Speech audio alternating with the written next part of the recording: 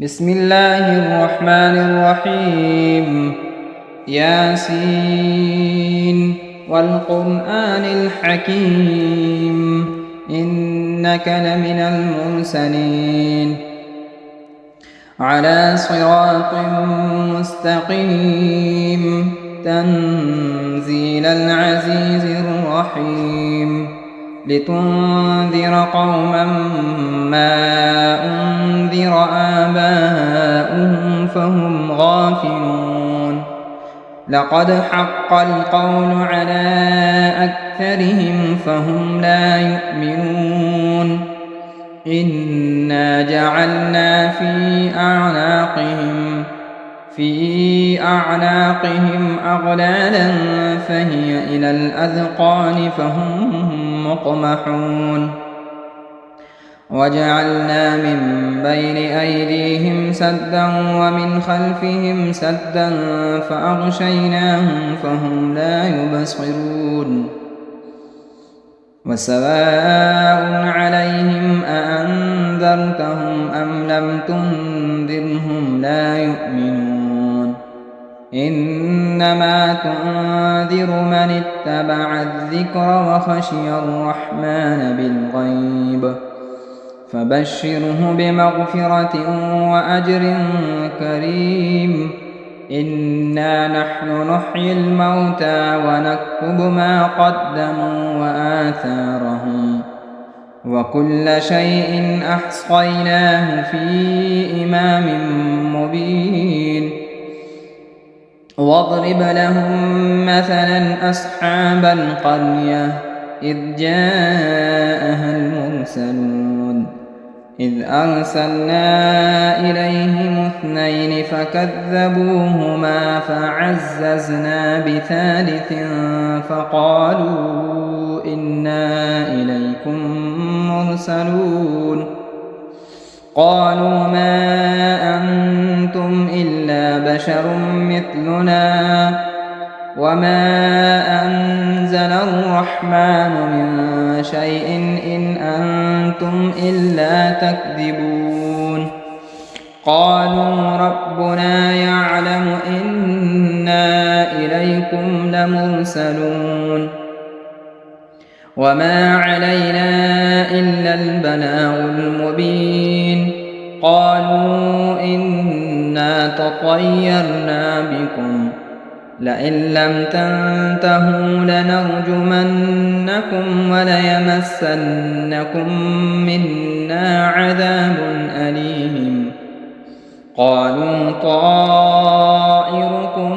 معكم أئن ذكرتم بل أنتم قوم مسرفون وجاء من أقصى المدينة رجل يسعى قال يا قوم اتبعوا المرسلين اتبعوا من لا يسألكم أجرا وهم مهتدون وما لي لا أعبد الذي فطرني وإليه ترجعون أأتخذ من دونه آلهة إن يردني الرحمن بضر لا تغن عني شفاعتهم شيئا ولا ينقذون إني إذا لفي ضلال مبين إني آمنت بربكم فاسمعون قيل ادخل الجنة قال يا ليت قومي يعلمون بما غفر لي ربي وجعلني من المكرمين وما أنزلنا على قومه من بعده من جند من السماء وما كنا منزلين إن كانت إلا صيحة واحدة فإذا هم خامدون يا حسرة على العباد ما يأتيهم من رسول إلا كانوا به يستهزئون ألم يروا كم أهلكنا قبلهم من القرون أنهم إليهم لا يرجعون وإن كل لما جميع لدينا محضرون وآية لهم الأرض الميتة أحييناها وأخرجنا منها حبا فمنه يأكلون وجعلنا فيها جنات من نخيل وأعناب وفجرنا فيها من العيون ليأكلوا من ثمره وما عملته أيديهم أفلا يشكرون سبحان الذي خلق الأزواج كلها مما تنبت الأرض ومن أنفسهم ومما لا يعلمون وآية لهم الليل نسلخ منه النهار فإذا هم مظلمون والشمس تجري لمستقر لها ذلك تقدير العزيز العليم والقمر قدرناه منازل حتى عاد كالعرجون القديم لا الشمس ينبغي لها أن تدرك القمر ولا الليل سابق النهار وكل في فلك يسبحون وآية لهم أنا حملنا ذريتهم في الفلك المشحون وخلقنا لهم من مثله ما يركبون وإن نشأ نغرقهم فلا صريخ لهم ولا هم ينقذون إلا رحمة منا ومتاعا إلى حين وإذا قيل لهم اتقوا ما بين أيديكم وما خلفكم لعلكم ترحمون وما تأتيهم من آية من آيات ربهم إلا كانوا عنها معرضين وإذا قيل لهم أنفقوا مما رزقكم الله قال الذين كفروا للذين آمنوا أنطعم من لو يشاء الله أطعمه إن أنتم إلا في ضلال مبين ويقولون متى هذا الوعد إن كنتم صادقين ما ينظرون إلا صيحة واحدة تأخذهم وهم يخصمون فلا يستطيعون توصية ولا إلى أهلهم يرجعون ونفخ في الصور فإذا هم من الأجداث إلى ربهم ينسلون قالوا يا ويلنا من بعثنا من مرقدنا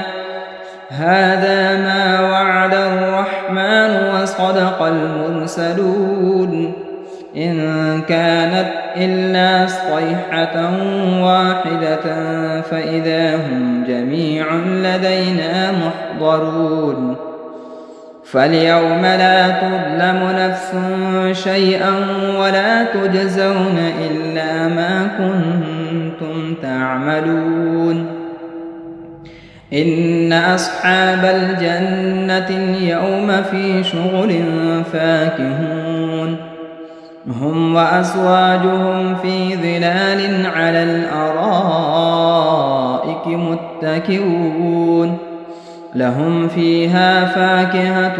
ولهم ما يدعون سلام قولا من رب رحيم وامتازوا اليوم أيها المجرمون ألم أعهد إليكم يا بني آدم ألا تعبدوا الشيطان إنه لكم عدو مبين وأن اعبدوني هذا صراط مستقيم ولقد أضل منكم جبلا كثيرا أفلم تكونوا تعقلون هذه جهنم التي كنتم توعدون اصلوها اليوم بما كنتم تكفرون اليوم نختم على أفواههم وتكلمنا أيديهم وتشهد أرجلهم بما كانوا يكسبون ولو نشاء لطمسنا على أعينهم فاستبقوا الصراط فأنى يبصرون ولو نشاء لمسخناهم على مكانتهم فما استطاعوا مضيا ولا يرجعون ومن نعمره ننكسه في الخلق أفلا يعقلون وما علمناه الشعر وما ينبغي له إن هو إلا ذكر وقرآن مبين لينذر من كان حيا ويحق القول على الكافرين أولم يروا أنا خلقنا لهم مما عملت أيدينا أنعاما فهم لها مالكون وذللناها لهم فمنها ركوبهم ومنها يأكلون ولهم فيها منافع ومشارب أفلا يشكرون واتخذوا من دون الله آلهة لعلهم ينصرون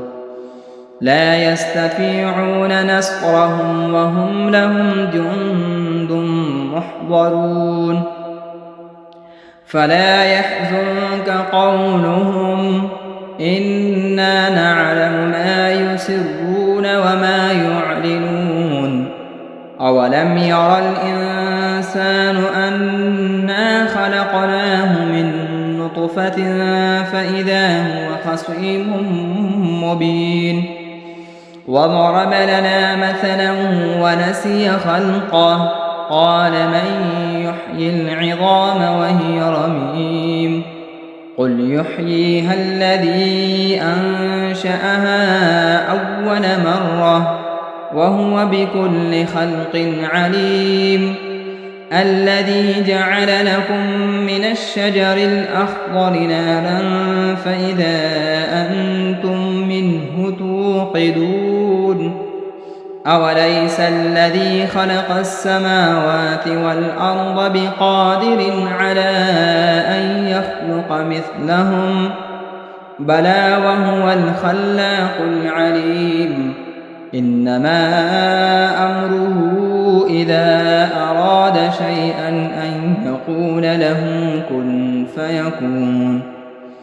فسبحان الذي بيده ملكوت كل شيء وإليه ترجعون بسم الله الرحمن الرحيم الرحمن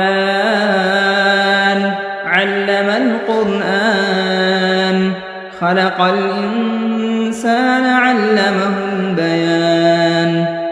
الشمس والقمر بحسبان والنجم والشجر يسجدان والسماء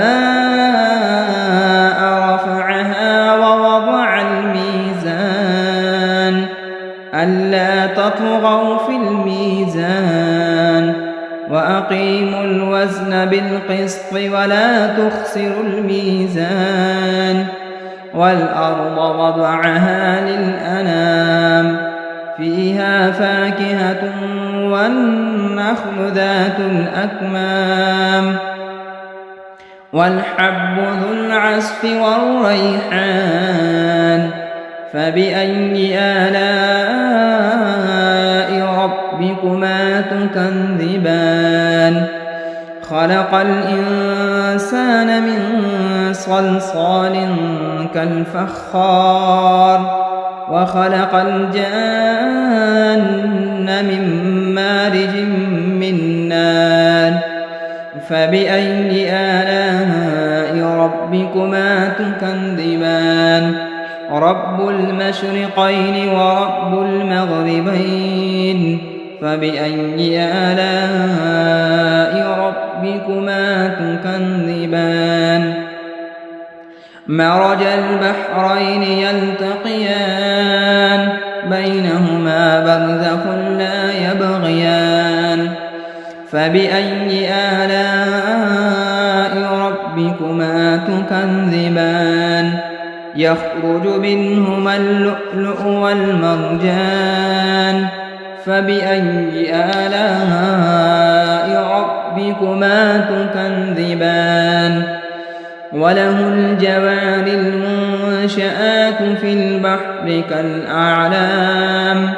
فبأي آلاء ربكما تكذبان كل من عليها فان ويبقى وجه ربك ذو الجلال والإكرام فبأي آلاء ربكما تكذبان يسأله من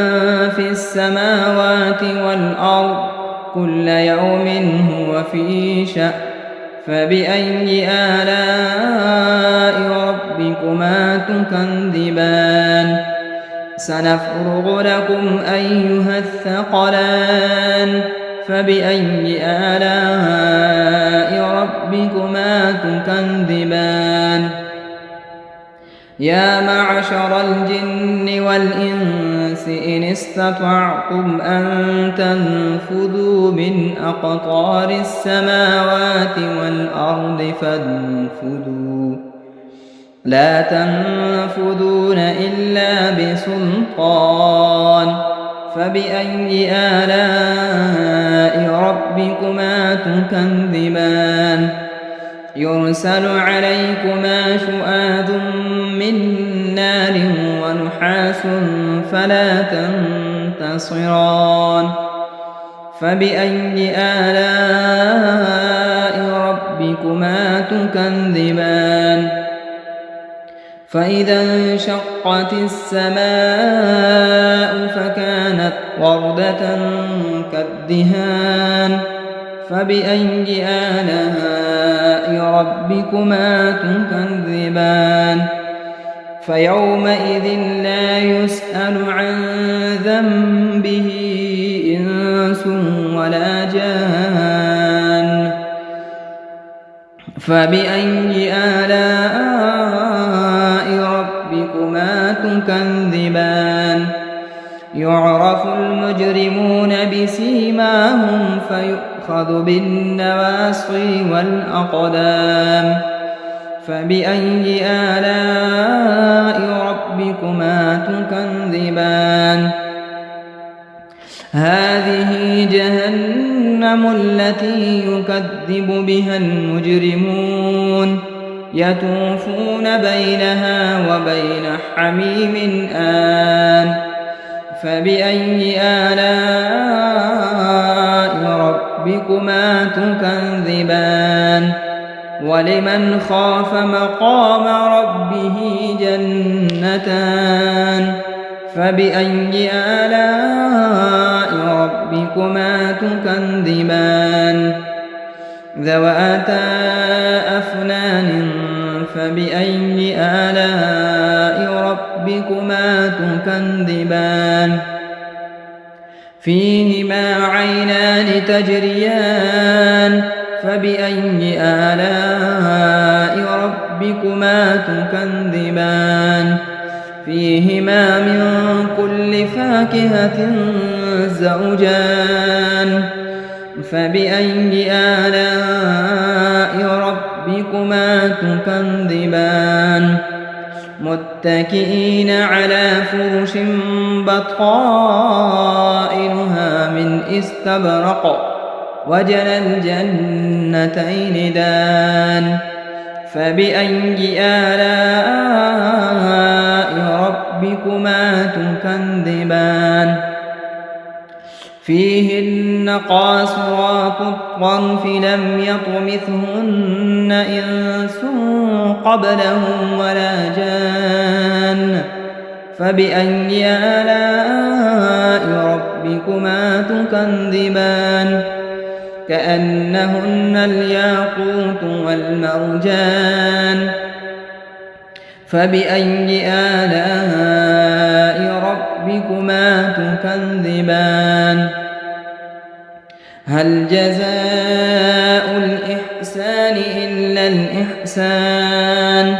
فبأي آلاء ربكما تكذبان ومن دونهما جنتان فبأي آلاء ربكما تكذبان مدهامتان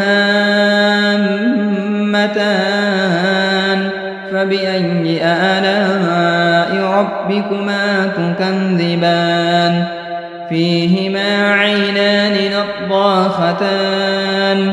فبأي آلاء ربكما تكذبان فيهما فاكهة ونخل ورمان فبأي آلاء ربكما تكذبان فيهن خيرات حسان فبأي آلاء ربكما تكذبان حور مقصورات في الخيام فبأي آلاء ربكما تكذبان لم يطمثهن إنس قبلهم ولا جان فبأي آلاء ربكما تكذبان متكئين على رفرف خضر وعبقري حسان فبأي آلاء ربكما تكذبان تبارك اسم ربك ذي الجلال والإكرام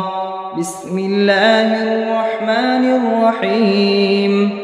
إذا وقعت الواقعة ليس لوقعتها كاذبة خافضة رافعة إذا رجت الأرض رجا وبست الجبال بسا فكانت هباء منبثا وكنتم أزواجا ثلاثا فأصحاب الميمنة ما أصحاب الميمنة وأصحاب المشأمة ما أصحاب المشأمة والسابقون السابقون أولئك المقربون في جنات النعيم ثلة من الأولين وقليل من الآخرين على سرر موضونة متكئين عليها متقابلين يطوف عليهم ولدان مخلدون بأكواب وأباريق وكأس من معين لا يصدعون عنها ولا ينزفون وفاكهة مما يتخيرون ولحم طير مما يشتهون وحور عين كأمثال اللؤلؤ المكنون جزاء بما كانوا يعملون لا يسمعون فيها لغوا ولا تأثيما إلا قيلا سلاما سلاما. وأصحاب اليمين ما أصحاب اليمين في سدر مخضود وطلح منضود وظل ممدود وماء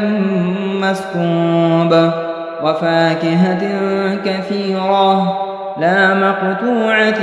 ولا ممنوعة وفرش مرفوعة إنا أنشأناهن إنشاء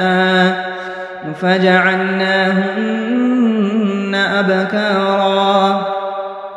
عربا أترابا لأصحاب اليمين ثلة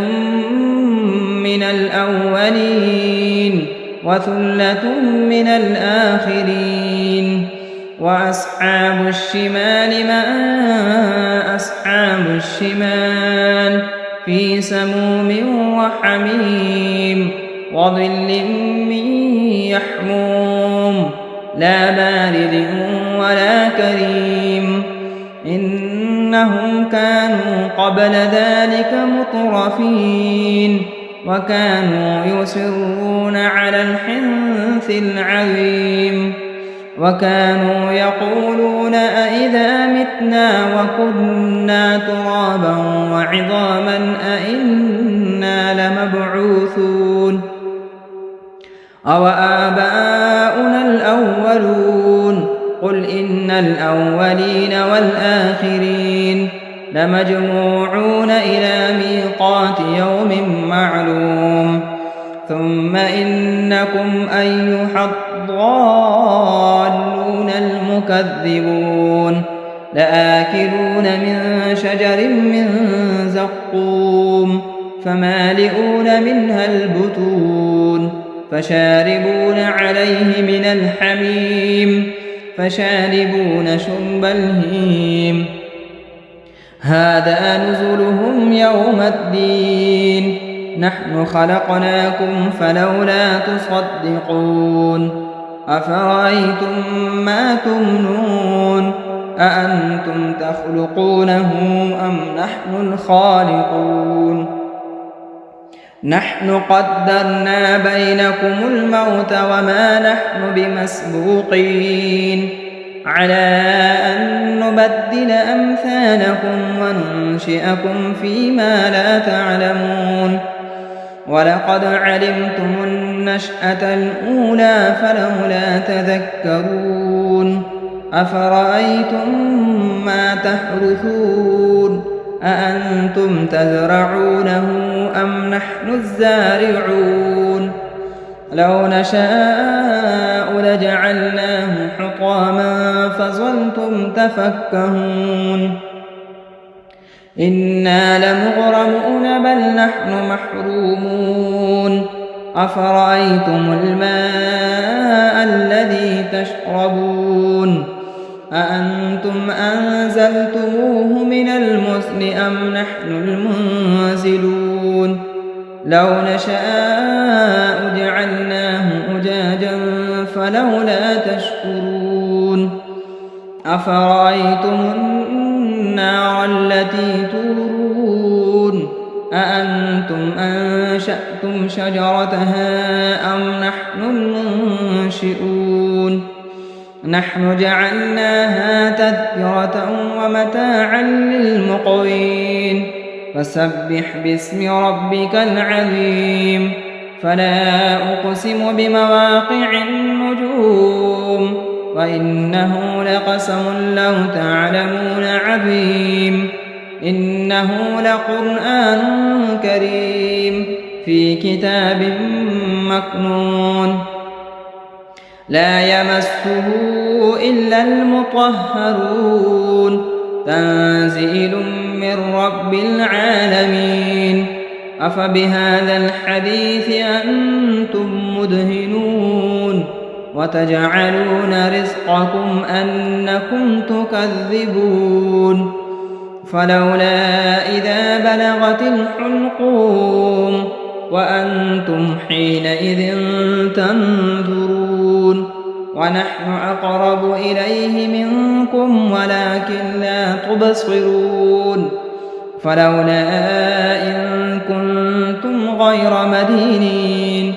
أرجعونها إن كنتم صادقين فأما إن كان من المقربين فروح وريحان وجنة نعيم وأما إن كان من أصحاب اليمين فسلام لك من أصحاب اليمين وأما إن كان من المكذبين الضالين فنزل من حميم وتصلية جحيم إن هذا لهو حق اليقين فسبح باسم ربك العظيم بسم الله الرحمن الرحيم تبارك الذي بيده الملك وهو على كل شيء قدير الذي خلق الموت والحياة ليبلوكم أيكم أحسن عملا وهو العزيز الغفور الذي خلق 7 سماوات طباقا ما ترى في خلق الرحمن من تفاوت فارجع البصر هل ترى من فتور ثم ارجع البصر كرتين ينقلب إليك البصر خاسئا وهو حسير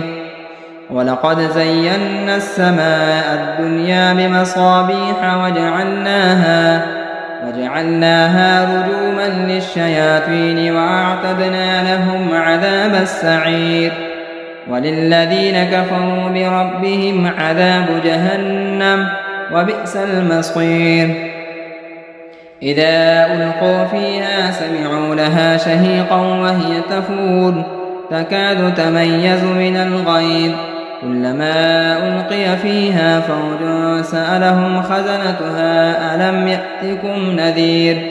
قالوا بلى قد جاءنا نذير فكذبنا وقلنا ما نزل الله من شيء إن أنتم إلا في ضلال كبير وقالوا لو كنا نسمع أو نعقل ما كنا في أصحاب السعير فاعترفوا بذنبهم فسحقا لأصحاب السعير إن الذين يخشون ربهم بالغيب لهم مغفرة وأجر كبير وأسروا قولكم أو اجهروا به إنه عليم بذات الصدور ألا يعلم من خلق وهو اللطيف الخبير هو الذي جعل لكم الأرض ذلولا فامشوا في مناكبها وكلوا من رزقه وإليه النشور أأمنتم من في السماء أن يخسف بكم الأرض فإذا هي تمور أم أمنتم من في السماء أن يرسل عليكم حاصبا فستعلمون كيف نذير ولقد كذب الذين من قبلهم فكيف كان نكير أولم يروا إلى الطير فوقهم صافات ويقبض ما يمسكهن إلا الرحمن إنه بكل شيء بصير أمن هذا الذي هو جند لكم ينصركم من دون الرحمن إن الكافرون إلا في غرور أمن هذا الذي يرزقكم إن أمسك رزقه بل لجوا في عتو ونفور أفمن يمشي مكبا على وجهه أهدى أمن يمشي سويا على صراط مستقيم قل هو الذي أنشأكم وجعل لكم السمع والأبصار والأفئدة قليلا ما تشكرون قل هو الذي ذرأكم في الأرض وإليه تحشرون ويقولون متى هذا الوعد إن كنتم صادقين قل إنما العلم عند الله وإنما أنا نذير مبين فلما رأوه زلفة سيئت وجوه الذين كفروا وقيل هذا الذي كنتم به تدعون قل أرأيتم إن أهلكني الله ومن معي أو رحمنا فمن يجير الكافرين من عذاب أليم قل هو الرحمن آمنا به وعليه توكلنا فستعلمون من هو في ضلال مبين قل أرأيتم إن أصبح ماؤكم غورا فمن يأتيكم بماء معين صدق الله مولانا العظيم.